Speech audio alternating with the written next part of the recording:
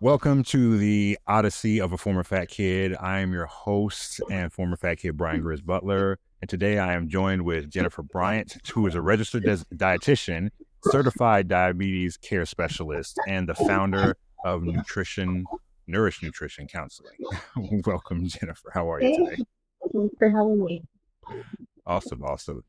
Um, can you tell me a bit more about what you do. Give us a little bit, kind of a flyover of your story, and then we'll kind of go deeper from there. Yeah. I think I should start probably my first job after I got my degree was in an endocrinology clinic. Okay. It was in a weight loss program where we did very low calorie diets, like liquid diets. We did kind of a range of things, but that was the most extreme thing that we did. And I spent the first 10 years of my career there. And after I left there, we moved out of the country for a couple of years. And I had some time to reflect on my time there. And one of the discouraging things that happened was we would have clients that would come back fairly frequently. So we would call them our frequent flyers. So, they would lose 30, 40 pounds, and then a few months later, they would be back. They had regained it. And so that was really discouraging. And so as I was reflecting, I was kind of thinking, well, what's different about the people who really succeed, the ones who are successful and who this is kind of a lifelong change for them. And the piece that I kept coming back to over and over was the people who were successful had a really different kind of motivation, and they Hmm. were people of faith. And so I thought, well, that's really interesting. So the difference was they weren't so focused on aesthetics or how they look, but they were more focused on keeping their bodies healthy in a way that honors God. Okay. And so I thought, I want to do that. I want to create a program to help people change their behaviors and be healthier, but with a faith component. And so this year in November, it'll actually be 8 years that I've had my Nourished Nutrition Counseling business. And Nice. so, Congrats. yeah, thanks. That's kind of fun. It seems like just yesterday that I started it. So it's surprising that it's been 8 years so far. But so that's what I do. So I incorporate faith. I always tell people that nutrition science really helps us with the what to do, and the Bible informs the how. So what are our attitudes about it, and the Mm. why? What is our motivation? Okay. Awesome. Um, in your, I guess your bio, you mentioned, and we're pretty open about some of like the struggles that you had when you were younger with like body image and different things like that. Can you tell me more about like just foundationally what were some of your early experiences with food, body image, faith? Yeah. Yeah, definitely. I think that, well, first of all, I became a believer when I was in eighth grade, so pretty young. Okay. But nobody ever taught me how to connect my faith with my body or with the food I was eating, or like I had no idea Mm, until toward the end of that first job that I was mentioning. Like that was kind of when I started to see, like, wow, these things are actually really connected. mm, So growing up, I think I have a similar experience to a lot of people, where most of the adults, particularly women around me, were constantly trying different diets.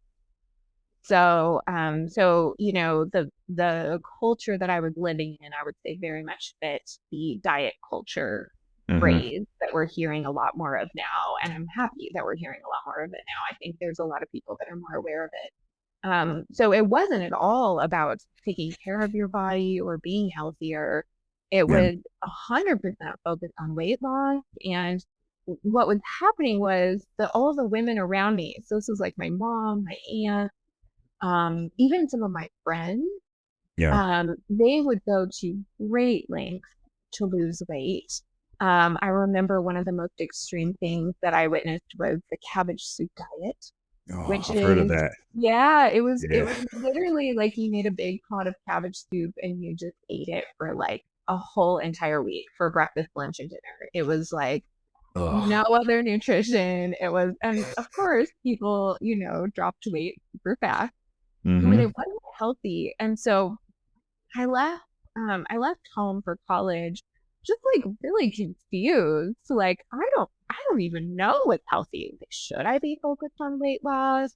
I'm not really sure. And then I went into college just like terrified of gaining that dreaded freshman 15 that you Mm. always hear about. Mm-hmm. And so, in college that really led to some pretty unhealthy behaviors.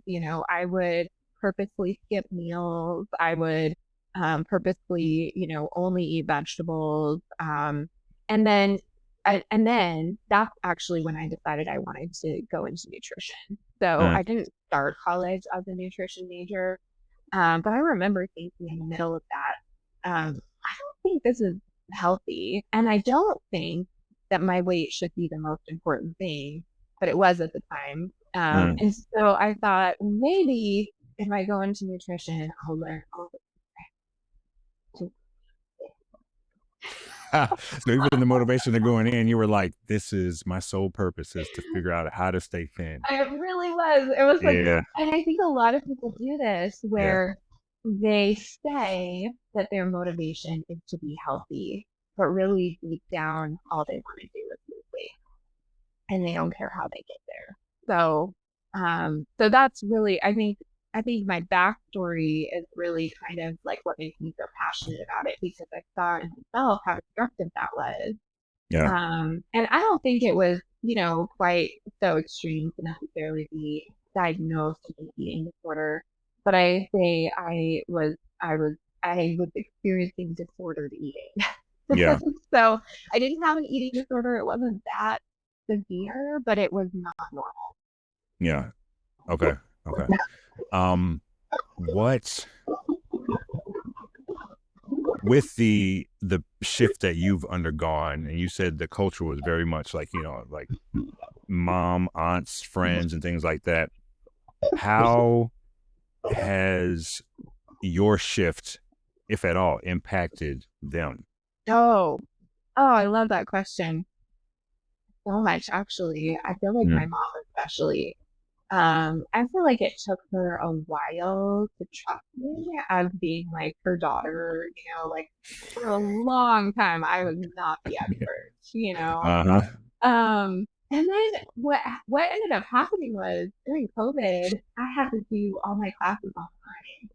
And so she started coming to some of my classes and she really started adopting some of the things that we were talking about. And she started making these small, gradual changes and embracing the idea of, taking care of the body rather than punishing it. Uh, I think uh-huh.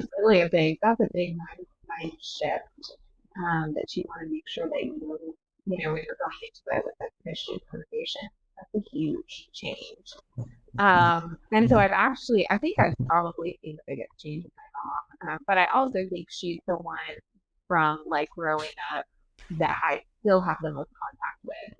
So Yeah. I think probably I have more influence, in that area. But that's been actually really fun to see. And this isn't necessarily from my childhood, but I have noticed my daughter, for example, is Mm. I'm just really proud of the way she thinks about it. There was a conversation that she was having with a friend in the car a little while ago, and they were eating a snack or something. The friend looked at the package and said, "Oh my goodness, that actually has a lot of calories." And my daughter Claire said, "Oh, well, that's okay. Calories are just energy."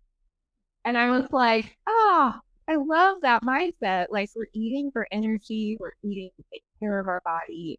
Yeah. So I think that I've become really passionate as she started to get a little bit older of really instilling some of those different mindsets than what I had when I was growing up. Yeah. Okay. Would you say that like one of the things that has been part of my journey and I think the journey of a lot of folks is an obsession with the number on the scale, but not realizing that. So it's like the cabbage soup diet. People lose a lot of weight, but people don't realize that in the process of doing that, it's not just fat that's coming off, like the muscle mass is going away as well. And there's kind of compromising of their metabolic health and ability to function later in life and things like that with the muscle degradation. Um, how, I guess, even with your daughter and some of the folks that you work with, how do you approach kind of forming a holistic perspective on like nutrition and their body and why you eat and how it contributes to your body, et cetera? So I think what I'll start with there is I always start by asking clients, does the scale help you or hurt you? And most of the time when somebody's starting off, they find that their behaviors are so attached to whatever number they keep in mind that Yeah. they're not actually making choices based on not nutrition knowledge or their goals. They're making decisions based on scale.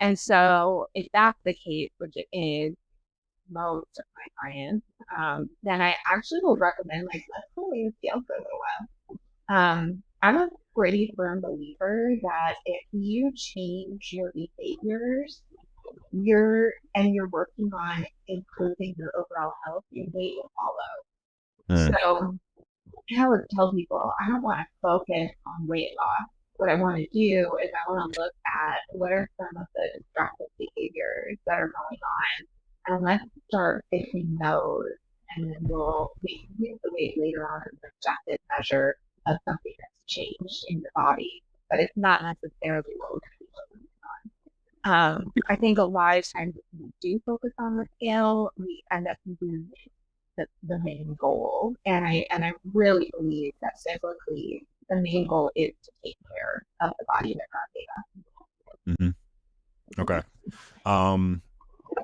You mentioned so in college, you're the disordered eating, excessive exercise and things like that, and you're like, okay, well, maybe if I go into nutrition, I can figure out, the keys to keeping the weight off in maybe a healthy manner. But you also mentioned that your faith is pivotal. Your relationship with God is pivotal in this. And so can you tell us about like that transition as well? You had to move into nutrition, but the objective wasn't, aligned with scripture initially. So when did that alignment start to take place? Yeah, that's a really good question. I think really what happened was so we lived in California for right after college. My husband and I got married right away to California, and I had a job at Stanford Medical Center. I was an assistant to the dietitian, and I think every step of my journey kind of gave me like a little more knowledge, right, of like how to connect those two. So in college, I think I was still sort of seeing them as my faith was totally separate than my physical body. They didn't interact, they didn't go together, they didn't influence each other, they were completely separate. And I actually think a lot of people still do that. And I think one of the reasons for that is because I don't think most Bible teachers talk about it. I mean, I've never heard like on a Sunday morning they don't talk about it, mostly because there's not a lot of it in the Bible because we didn't have that struggle 2000 years ago. So I think it's difficult to pull biblical principles out of the Bible and really come up with a way to apply them that is not going too far off of scripture, right? So I've heard a lot of, there's like biblical diets out there where people are kind of trying to say the The Bible. Daniel fast or the Yes, Daniel diet yes, and stuff like yes, that. where Yeah. they're trying to like eat these particular foods or not eat these particular foods. I really don't think the Bible is prescriptive in that. Mm-mm. So I think my job at Stanford was kind of the foundation, and part of that was really being in a hospital setting. I was really seeing people who were really, really sick. Mm.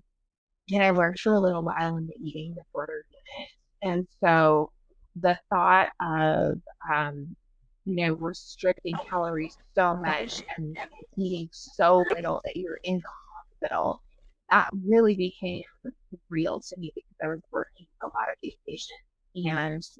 And it became a little bit scary, and so that was sort of the opposite end of what I grew up with, right? Where everyone was trying to lose weight all the time. And then there's this other side of it where in the hospital, all of these people are really trying to gain weight. Well, they don't really want to, but they have to, or they're going to, they're going to die basically. Mm-hmm. And so I saw these two extremes, and I think that was really when I started to think about what does a balance look like. Mm. And so then, throughout those 10 years of the weight loss clinic, and then kind of reflecting all of that, I think that's really one of the keys that I learned throughout that was that success isn't found on either extreme. So whether you're preoccupied with what you're eating or when you're exercising or all of these things, you're thinking about it all the time, you're worried about it all the time, or on this end where you're just completely apathetic about it, Mm-hmm. there's not success on either one of those extremes. And I think Yeah. that's what makes it so difficult for a lot of people is not because you have to find a balance with Mm. that. And so I talk a lot about finding that balance in food as nourishment, but also food as pleasure. And so the Bible talks about both of those as being specific purposes of food. And so I Yeah. think when we can find a balance of those two purposes, I think that's when we start embracing the idea of taking care of our body and not so worried about where we is and what we look like. Okay.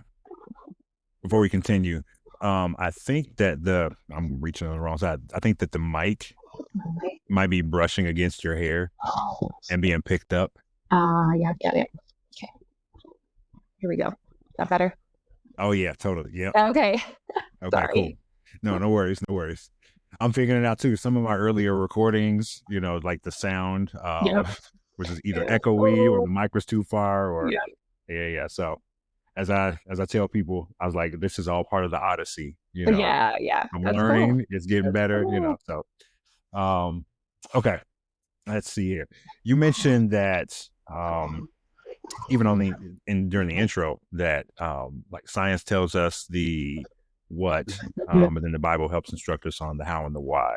Yeah. What does that look like in your practice with your work with patients? Yeah. So as I'm walking people through my food and faith program, so what all of my clients are doing is we're meeting one-on-one together to talk about, kind of a healthier diet, basically. So what do we want to change?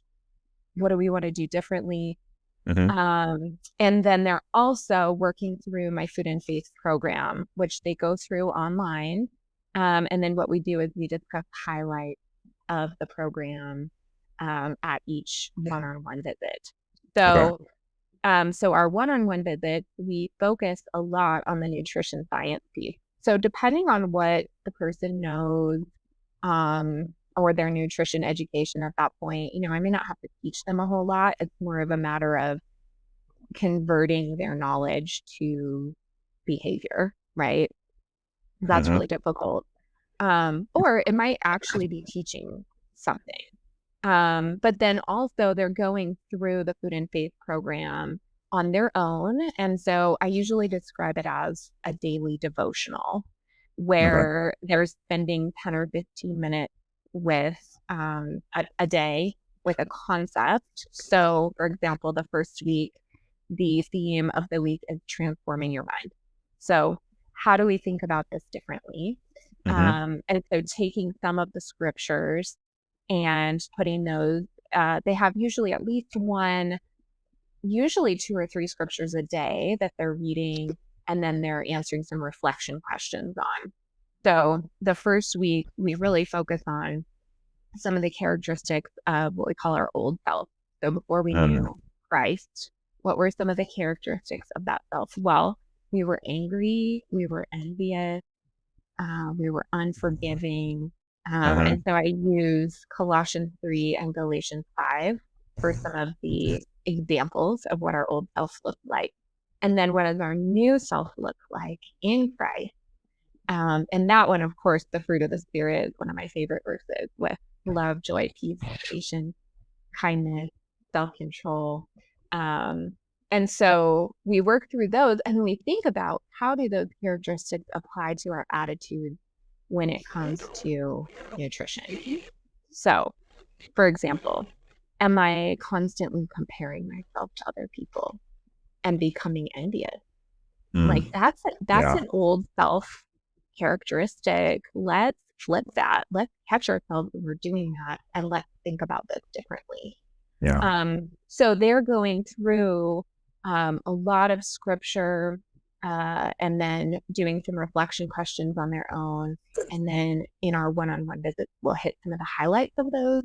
Or if they have any questions about, how does this verse actually apply, or I was having trouble applying this, can you help me with that? So we kind of go through all that they're learning with biblically. And I always encourage them that most dietitians or food plan programs, they only focus on changing your behavior, and they don't focus on changing how you think about it.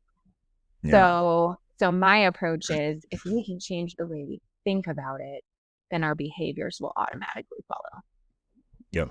Absolutely. Yeah. How we think about stuff always dictates, how we act on it. So, okay.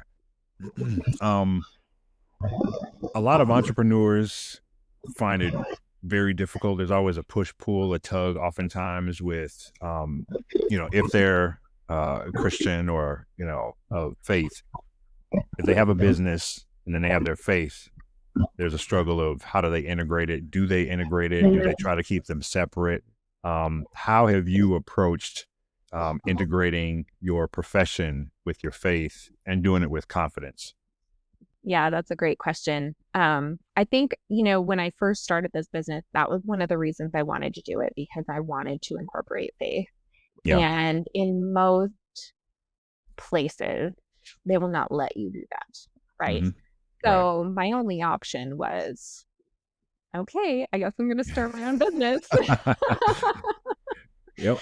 And so, it's one of those things where I don't hide that. I always tell people my specialty is helping people incorporate their faith in their desire to be healthier. Yeah. And I always say, you can decide to use that part of my expertise or not. That's your decision.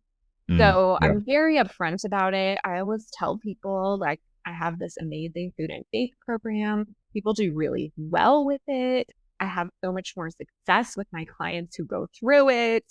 But it was written so that if somebody comes into it sort of like they go to church, but they're not really a believer, the gospel presented in the first day.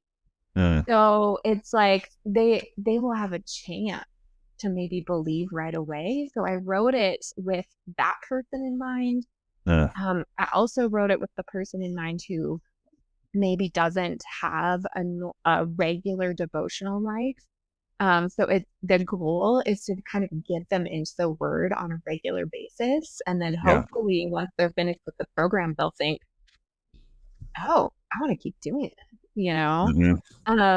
and then of course it also has a lot of implications for people who are regularly at work. So so there's all kinds of people that I work with. I do have a handful of clients who've decided that they don't really want to use that.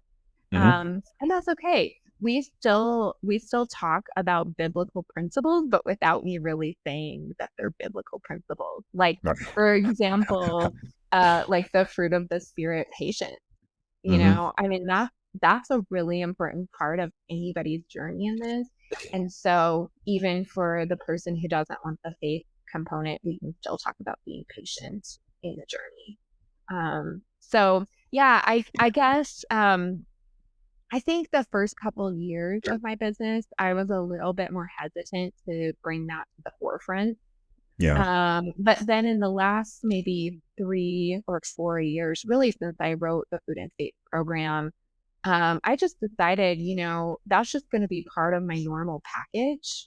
And Mm-hmm. then if people decide they don't want to do it, that's okay. But like, I want the majority of my clients to go through this because I have seen the impact of it. And Yeah. so for me to encourage them and for them to be successful, that has really been an important part. And so I guess maybe I've just convinced myself that it's an important piece. And so I'm not shy to say that. And I think that that's been helpful in getting some people who might have been on the fence, to kind of to buy in and really commit to doing it. Okay. As you navigate this with people as well, what are some of the most common lies that you about like self, body, food, things like that you encounter and help people navigate? Yeah, there's actually a week in my program about this. Oh, nice. Okay. Because I think that's one of the key changes. We want to really identify some of those lies and then we Hmm. want to fight them with truth. Yeah. And so I actually have a week on this. Okay, now you're testing my memory. Let's see if I can remember which ones. I'm leading a women's retreat in a couple of months too, and one of my talks is going to be on the lies. Yeah. Because I think that's a really important part to address. So one of them, I think that comes up in slightly different forms, but for most people is I've already done this. I failed before. I'm probably just going to keep failing. So why even try? So something along those lines. Mm. And I think that gets people really stuck Yeah. because what happens is they don't actually believe that they can change. So that's one. The other one is we mentioned this earlier, but with comparison. Mm. Yeah. So, well, my journey looks really different than hers. So that must mean I'm failing. Or, well, I'm not able to get to the gym as much as that person.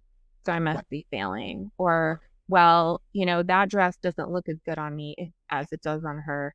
So, and so we like throw ourselves these pity parties. And so, and then the opposite can happen too.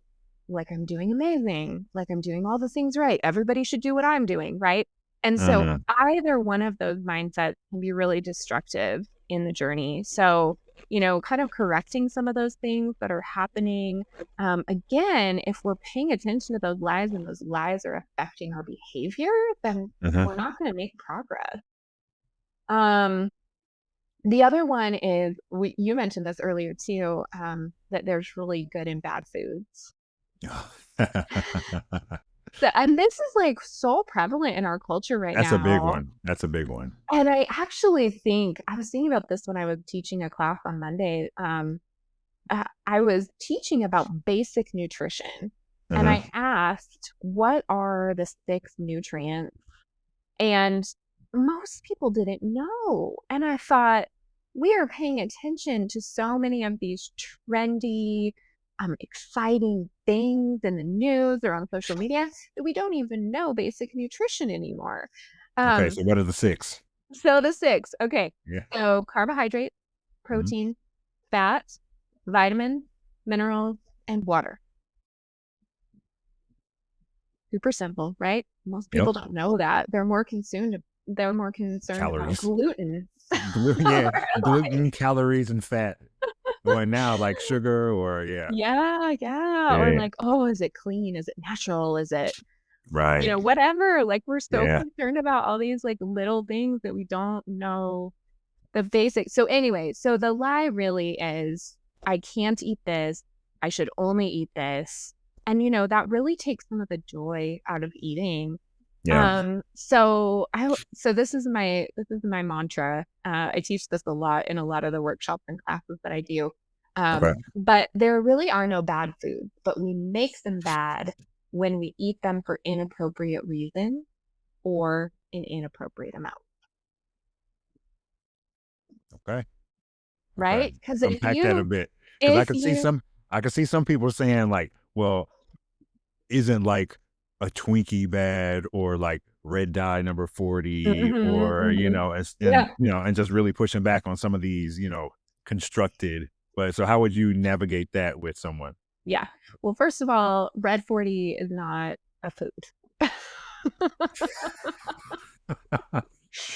So I feel like, I mean, that's a little bit valid.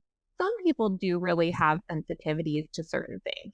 Yep. Okay. And so I would say if you're allergic, yes, there are some bad foods for you. Like Uh-huh. if you're allergic to peanuts, don't eat peanuts, you know? Right. So there's obviously some nuance Uh-huh. to that phrase. But I think generally speaking, I think we Yeah. demonize food way too much. Yeah. I would say, I mean, okay, Brian, let's say that Twinkies were like your favorite thing. And Mhm. so like once a year at the state fair, you have a fried Twinkie. Our state fair is coming up, so that's on my mind a little Right, bit. and a fried Twinkie, yeah, I was like, that's definitely certain regions of the US, yeah. So if you had a fried Twinkie once a year, that's probably not going to do too much to your overall health and well-being, right? Right. Now, if you ate a fried Twinkie a couple times a week, that's a different story, right? Yeah, So the fried Twinkie in and of itself is not a bad thing, but if you're overdoing it, it becomes a bad thing, yeah, right? And then the inappropriate reasons. This one I've really been thinking a lot about recently, and I actually added a week to my program on this because I thought it was so important, is we eat for reasons other than hunger a lot. mm, yeah, And so one of the things that I've really found with a lot of my clients is there's a lot of emotional eating tendencies. And again, most of those, you know, food plan programs or diet programs, they don't address that at all. They just say, stop eating this or stop eating that. And so yeah, you're never really thinking about what are my tendencies? When I'm feeling really sad or when I'm feeling really overwhelmed, are those emotional triggers where I'm reaching for food? And so just even being aware of that is such an mhm, important tool. And so that's the piece of that phrase of eating for inappropriate reasons, yeah, where we're in this habit of eating to kind of cope with emotions or cope with situations or, mhm, fill in the blank. gotcha, okay. How would you no doubt there will be some people who watch this and are experiencing one or more of, like the lies or navigating those that you talked about. Mhm. So for like the person who has said, I've tried this, I've tried that, like there's no hope for me. Why should I care anymore? Like, Mhm. what would you say to them? Mhm. So I always actually start with all of my clients, like, what actually have you tried? Because what happens is most of the things that they've tried, parts of them have actually worked really well. Mm, Um, so so we want to kind of identify what's the personality, what parts have actually worked really well for you, and let's expand on that. okay. I also think that with that statement, there's probably some guilt going on there. Like, Mm, why hasn't this worked for me? I've tried all these things. Why haven't I been successful? And then I would ask, well, have you actually started with changing the way you think about it? And probably the answer is no.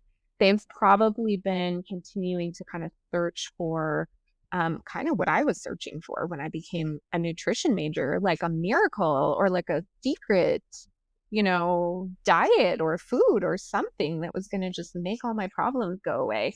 mhm, So, I think it depends. It depends a lot on the person, but I have absolutely seen somebody who would call themselves a professional dieter, kind of break through some of mhm, those lies, some of those behaviors that they've really felt stuck in, that they feel like they're never going to be able to change long term. I have seen it over and over.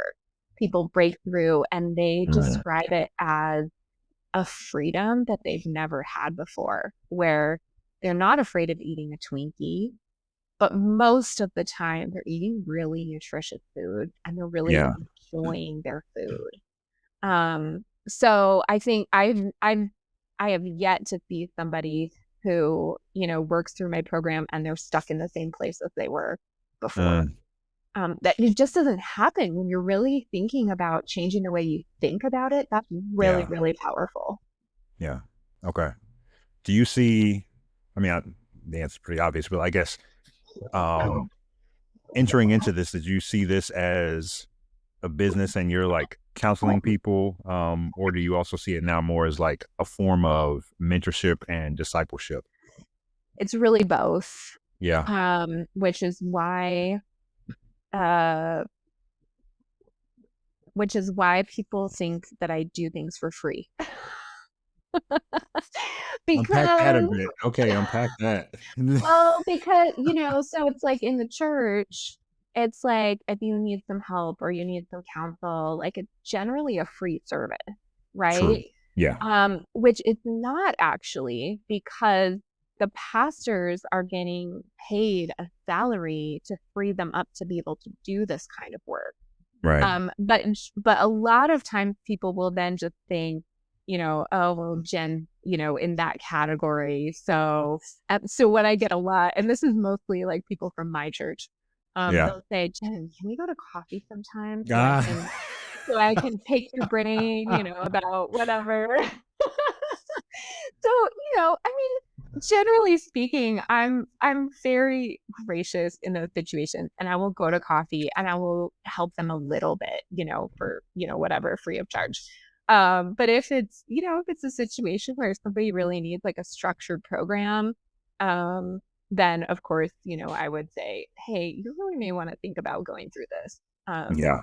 And so, yeah, so I do it because it's both. It is a little bit tricky to have a Uh-huh. business that does both. But then I also think about, some of the authors and speakers, and they're not just coming to your church for free. Like they're charging, a speaker fee, or they're getting an honorarium of some sort. So, it's one of those things where it's like, I believe I have an important message to give, and I think it's very valuable.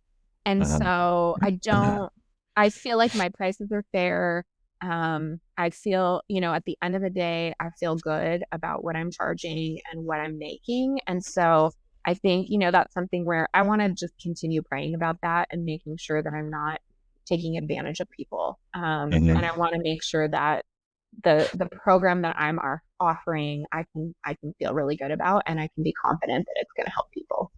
Yeah.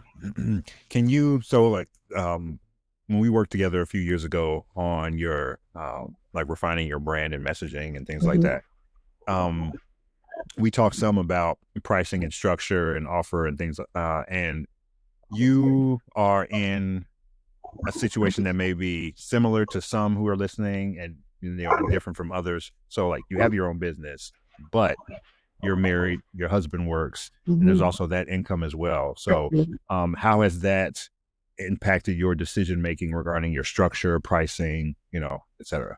Yeah. That's a great question. I think the biggest impact would be just that I do limit the number of clients that I have at a time. Hmm. I think if I didn't have, kind of that backup income, I don't think I would be able to do that. I think I'd have to take most people. Um, but I can be a little bit more picky about who comes into my program. And so I think that's probably the biggest thing. I also think schedule makes a difference. So I think if I Yeah. didn't have another background or income to fall back on, I think I'd probably have to be working more evenings or weekends or things to accommodate other people's schedules. Gotcha. Okay. Yeah. I think those are Um, probably the two things. the two biggest. Okay. Yeah. Does it impact? So, for example, I mean, in the church world, um, there are a number of people who understand, running a business. There are a lot of entrepreneurs in the church world. Some, actually probably more so, like mom and pops, I have this side business or I have, a storefront or something like that. But then there are a number of people who don't understand and or appreciate what it goes into running a business and the need to charge. And how have you, because you just alluded to some of it, there are a number of people who they look to take advantage of it. Some are genuinely seeking help. And then there are others who are just looking to get a deal. In my time, there have been many occasions where people have approached me and, like, hey, can I get the brother-sister rate? And you're like, no. Like, because you entered with that assumption. No. But how do you, but you do also have the opportunity, and it sounds like, the ability to not charge as much as you could because you don't have the same overhead. Right. And so how do you navigate some of those, I guess, tensions, conversations with, you say, like, some of the people at your church? Yeah. So, first of all, the people at my church who are also my clients are my favorite. Awesome. Because we have such similar theology and values, and we're part of a family, right? And so I do have a slightly different relationship with the people who come to me from my church. That being said, since they're my favorite, I want to encourage that, right? And so I do actually offer a discount for people at my particular church. It's 10%. It's not a lot, but it's a little bit, and it makes them feel a little bit special, So they like that. They appreciate that there's a little bit of a discount. And so I think that helps some. And then, like I said, I'll give them, it's probably kind of like the podcast, right? Like, where you want to give them something, you want to give them a little bit of value. So if somebody pulls me aside at church and asks me a nutrition question, I'll answer it and I'll give them a little bit of value, but then I'll say, hey, if you want to dive into this a little bit more, like, you should really visit my website and see what I have to offer. Yep. Absolutely. Okay. Yeah. And you brought up something really important too. This is something that we discussed and worked on when we were working on your business. And something that I've mentioned before is how crucial it is to properly identify your community, your target audience, whatever terminology you want to use. But then also being clear on what your values are and clear on what your community's values are, and making sure that there's enough alignment that it makes sense for you all to work together. And it's great to hear that, you have that with your community at the church, but then also, understandably, there's going to be a number of other churches and communities there that you share values with. But then there's also enough of what you're covering and overlap for people who may not be in the church, but they're still like, hey, like, I appreciate your approach and your goal of helping change my mindset and helping me live a healthier life and view myself in a healthier manner. And so, the value alignment is crucial for building strong relationships with your community and with your clients, and it improves outcomes. So definitely improves outcomes. Yeah. I had an email just last week of a lady who, she sent me a message. She said, hey, I'm really looking for someone to help me and my mom lose weight. We want meal plans, etc.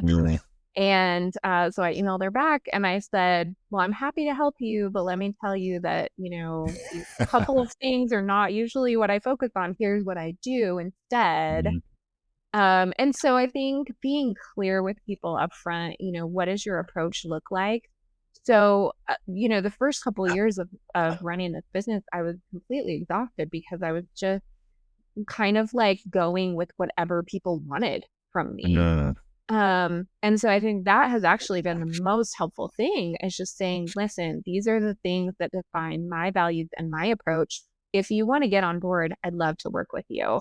If you want a different approach, maybe I'm not the dietitian for you. Yep, absolutely. That's another important point. When we're first starting off, there's a lot of business coaches and, folks who will say, like, you need to niche down right out of the gate, which can work at times, but for a lot of people, the necessity of like gaining a broad amount of experience and trying different things and figuring things out when you're young enables you to go deep later on. And it's like, I've experienced this, and I'm sure a number of people who listen to this, entrepreneurs, the temptation is to do everything for everyone who comes your way, as long as they have the cash to pay you. And even in situations like that, you undervalue yourself, and so you don't get enough cash for the amount of work that you're doing. But being able to tighten things up as you gain more experience and understand, no, this is my approach and my focus, and these are the things that I'm passionate about helping people achieve, and tightening up your business and your offer as a result of that really does free up your time, free up your brain space. It's better on your mental and emotional health, because you're not trying to be everything to everybody. Yep. So yeah, really important point. In your bio as well, you mentioned like there's a season of addiction to sugar and things like that. And as someone who has definitely had a sweet tooth in the past, and married to someone with a sweet tooth, and all kids have a sweet tooth if they get exposed to the sugar early. How have you navigated like the sugar cravings?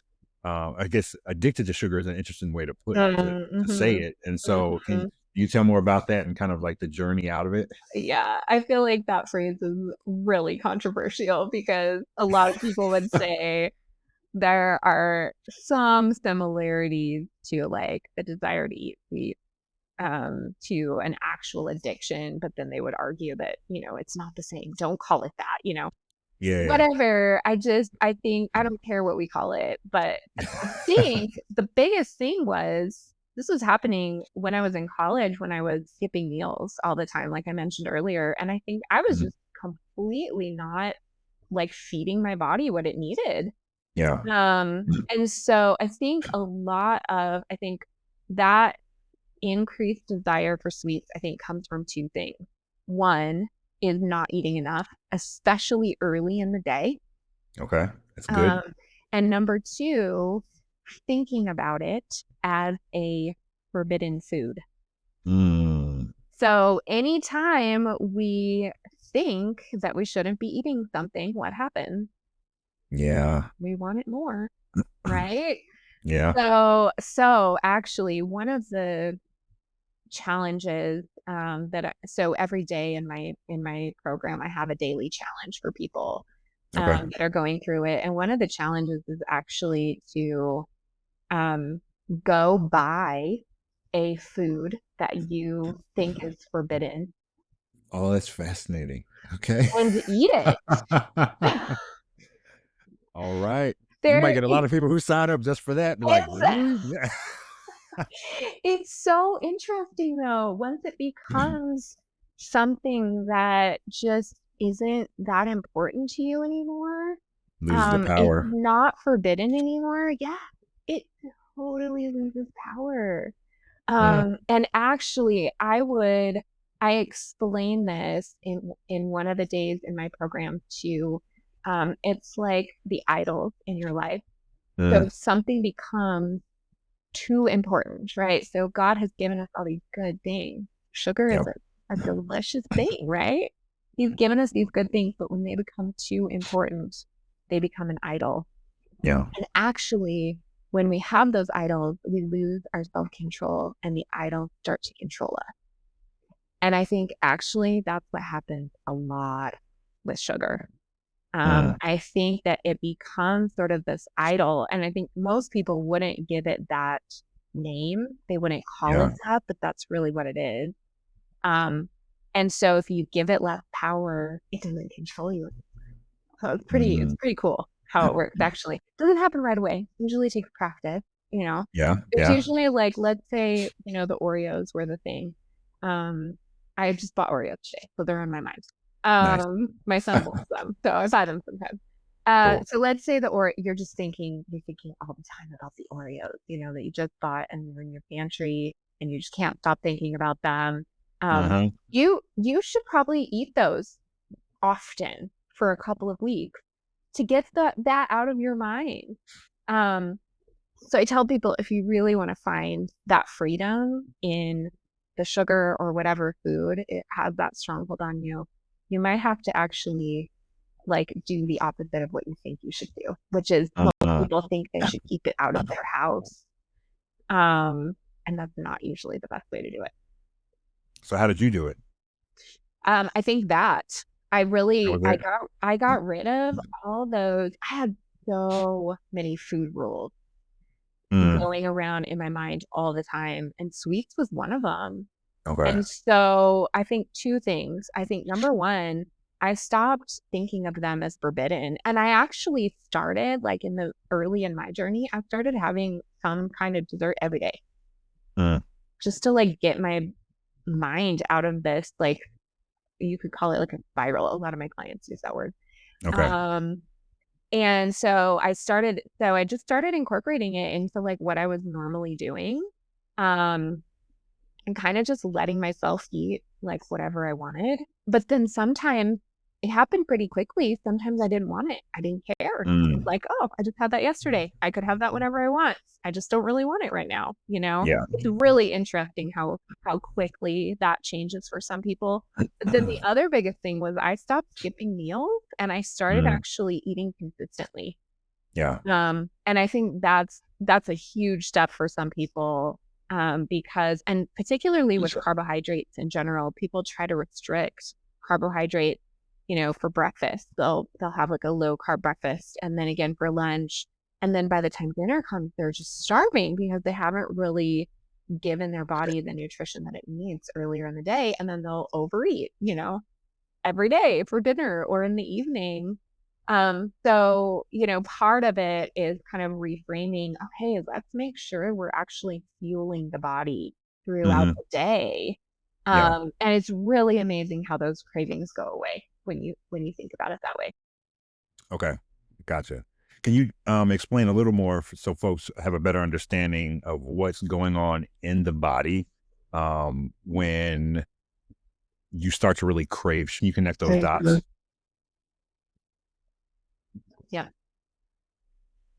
Yeah. So what happens like acutely is the muscles are constantly breaking down the glycogen to keep the blood sugars at a constant state. Okay. So what happens is when your body is breaking down that glycogen, that actually releases your appetite hormones. So you feel hungry and you probably are actually hungry. And then people try to ignore that because it's not time to eat or whatever, right? And so when we get to the phase where we're over hungry or we're really ravenous, does anybody make a good choice? No, because we're starving, right? So there's this, and it ends up being a cycle, right? So then you overeat, and then you feel guilty, and so then you restrict again, right? And so it's this vicious cycle that people just don't know how to get out of, and they think, oh, if I just keep trying to restrict, maybe eventually I'll have the right willpower or whatever word they want to use. And the body just totally fights against that. So the goal is to work with your body again, listen to your body again, eat when you're hungry, don't overeat. And there's so many things that actually start to normalize. The other really popular trend right now is like hormone balance. People are always asking me, should I get my hormones checked? If there's something wrong with my hormones. And when you start just eating consistently, all of the symptoms they were feeling that they thought were related to their hormones get better. And one of the biggest reasons is that that blood sugar and those insulin levels, they normalize. Insulin is a hormone, right? And so it affects all your other hormones. And so again, just going back to some of that basic nutrition knowledge can be so helpful in getting somebody out of those destructive cycles. Gotcha. Okay. So one of the key takeaways is, especially if you haven't gone and talked to your doctor and you're experiencing these different symptoms, one of the keys is looking at, asking the question and then looking at, okay, how am I approaching my nutrition, Mhm. and kind of getting that baseline, understanding what the necessary components of your nutrition are, Mhm. looking at your diet, what you're consuming on a regular basis, not the um, ideology behind eating certain foods at certain times for anybody. Yeah. And then kind of getting baseline. So let's establish these things first. And then if you're still having symptoms, okay, it might be something else, but we know it's no longer this. Yeah. Yeah. I think Okay. that's a really good way to look at it because most of the time, so I'm thinking like digestive system Hmm. issues or fatigue. Those are the two most common ones that I hear. Okay. And like 99% of the time, if we can tweak the nutrition a little, but get that consistency going with like Hmm. mostly good, nutritious food, um, they feel so much better, you know? Yeah. So I think people they want to gravitate toward, you know, a specific test or like, do I have a deficiency in something or whatever, because Hmm. they still want that quick fix. Yeah. But really, almost always, you just have to get back to basics with nutrition, and it's all about balance. I keep coming back to that word because I think that's like the most important thing. We forget that good nutrition is, there's three words that describe a healthy diet: balance, variety, and moderation. And if you think Uh, about, when somebody goes on a diet, usually one or all of those is lost, right? yeah. Yep. Yep. Okay. Um, Before we wrap up, a few more questions. So you've been doing this since 2017, your own business. Right. And what's been one of the most surprising aspects of this journey for you? Hmm, that's a good question. Um, I think surprising. Hmm. I feel like surprising. That's an interesting word to use.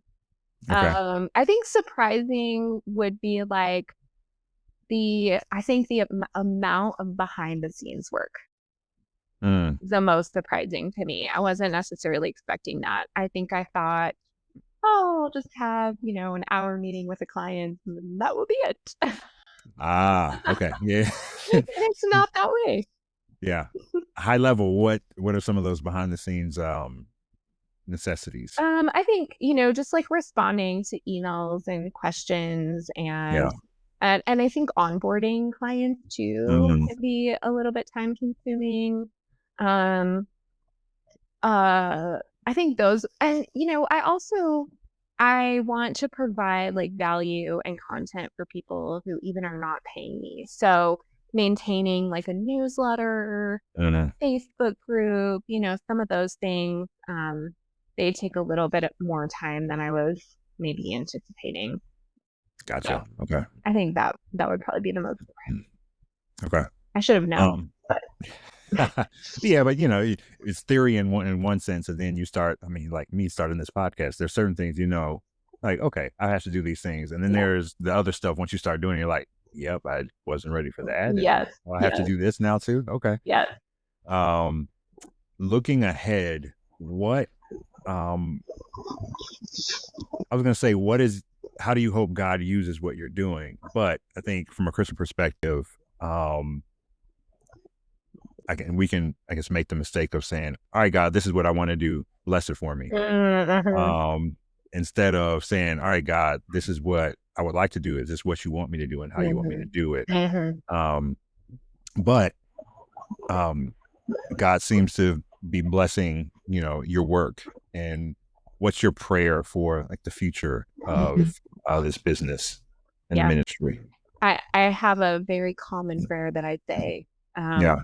at least a couple times a week, where I say, Lord, help bring the people to me that need to hear my message.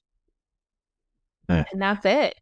Like if that's one person, okay. If that's 300 people, okay. Like yeah. I don't know what he's going to do. And then the other one is I'm always praying that I don't stray from truth. Yeah. So making sure that what I am teaching people or what I am, um, the scriptures I'm teaching them, I want to really be careful that I am speaking what God would want me to speak and not what I want. Yeah. That's really important. Yeah. Um, and for clarity too, for anyone, like the way to do that, the ways to do that are one, um, studying the Bible regularly, Hmm. praying regularly, but then also doing this in community with a local body of Hmm. Christians regularly and people that know you. And then also, submission is like a taboo word, but it's still, you're placing yourself under the discipleship of, a local church as well. And Hmm. so you're not just Yep. doing this in the vacuum, because if you do it in a vacuum, you will go astray Totally. 100%. Yeah. That's a So, really good word, Brian. Great. um, Yeah. and then, what would you leave, or what could you leave listeners with, as like a guiding principle, and as they think about nutrition and faith? Hmm. Yeah. I think one thing I haven't said that I think is super important, kind of foundational, that I think Yeah. would be good to end on is that we have three aspects to our overall health. We have our physical health, our spiritual health, and our emotional or mental health. Hmm. And when one of those is suffering, they all suffer. So, I think a good word to end on would be, think about those three areas in your own life. Are you physically healthy? Are you spiritually healthy? Are you emotionally healthy? And if one of those is struggling, then that's your call to action. And You want to think about, where do I want to be and how do I get there? Um, and so I think that's one of the reasons I love what I do, is because my program really does include all three of those aspects. And so people are leaving with a very well-rounded improvement in their health. awesome. Okay. Well, thank you so much, Jennifer, for your time today. And if you all are interested in learning more about what Jennifer does, or connecting with her, working with her, we'll have ways that you can connect with her in the show notes. And yeah, until the next episode, thank you all again.